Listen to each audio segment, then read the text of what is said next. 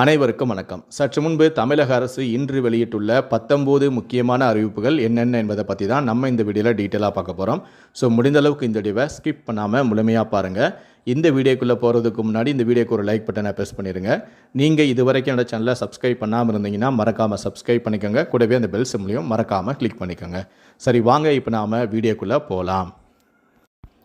முதல் அறிவிப்பு. முதலமைச்சரின் தாய்மானவர் திட்டத்தின் கீழ் 65 வயதிற்கு மேற்பட்ட முதியோர் மற்றும் மாற்றுத்திறனாளிகளின் இல்லத்திற்கே சென்று பொது விநியோக திட்ட பொருட்கள் விநியோகம் செய்யப்பட்டு வருகின்றன. இந்த நிலையில்தான் ஜூலை மாதத்தின் 4 மற்றும் 6 ஆகிய தேதிகளில் நியாய விலை கடைகளின் விற்பனையாளர்கள் அத்தியாவசிய பொருட்களை வீடு தேடி விநியோகம் செய்ய உத்தரவிடப்பட்டும் உள்ளது.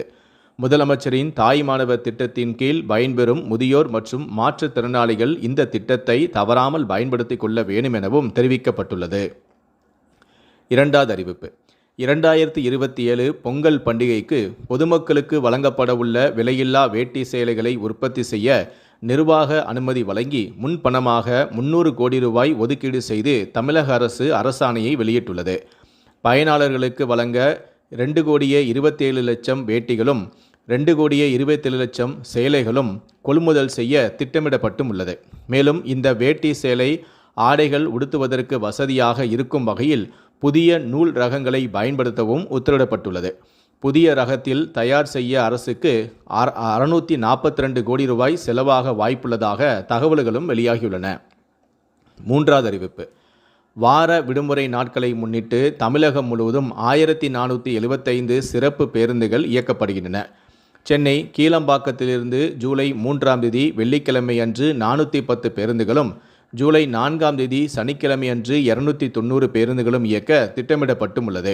சென்னை கோயம்பேடிலிருந்து திருவண்ணாமலை, நாகை, வேளாங்கண்ணி, ஓசூர், பெங்களூர் ஆகிய இடங்களுக்கு ஜூலை 3ஆம் தேதி வெள்ளிக்கிழமை அன்று 55 பேருந்துகளும், ஜூலை 4ஆம் தேதி சனிக்கிழமை அன்று 55 பேருந்துகளும் இயக்க திட்டமிடப்பட்டுள்ளது. மேலும் பெங்களூர், திருப்பூர், ஈரோடு மற்றும் கோயம்புத்தூர் ஆகிய இடங்களிலிருந்தும் பல்வேறு இடங்களுக்கும் 200 சிறப்பு பேருந்துகளும் இயக்க திட்டமிடப்பட்டுள்ளது.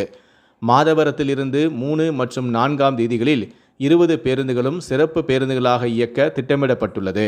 மேலும் ஞாயிற்றுக்கிழமை சொந்த ஊர்களிலிருந்து சென்னை மற்றும் பெங்களூருக்கு திரும்ப வசதியாக பயணிகளின் தேவைக்கு ஏற்ப அனைத்து இடங்களில் இருந்தும் ஜூலை 5ஆம் தேதி ஞாயிற்றுக்கிழமை அன்று 445 சிறப்பு பஸ்கள் இயக்க திட்டமிடப்பட்டுள்ளது.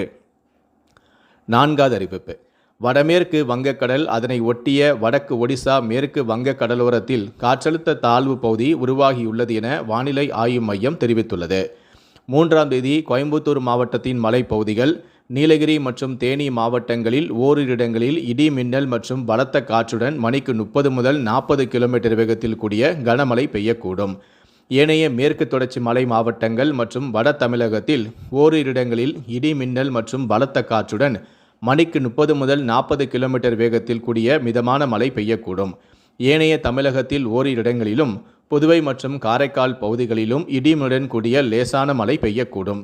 4ஆம் தேதி கோயம்புத்தூர், நீலகிரி மற்றும் கன்னியாகுமரி மாவட்டங்களில் ஓரிரு இடங்களில் இடி மின்னல் மற்றும் பலத்த காற்றுடன் மணிக்கு 30 முதல் 40 கிலோமீட்டர் வேகத்தில் கூடிய கனமழை பெய்யக்கூடும். ஏனைய மேற்கு தொடர்ச்சி மலை மாவட்டங்களில் ஓரிரு இடங்களில் இடி மின்னல் மற்றும் பலத்த காற்றுடன் மணிக்கு 30 முதல் 40 கிலோமீட்டர் வேகத்தில் கூடிய மிதமான மழை பெய்யக்கூடும். ஏனைய தமிழகத்தில் ஓரிரு இடங்களிலும் புதுவை மற்றும் காரைக்கால் பகுதிகளிலும் இடியுடன் கூடிய லேசான மழை பெய்யக்கூடும்.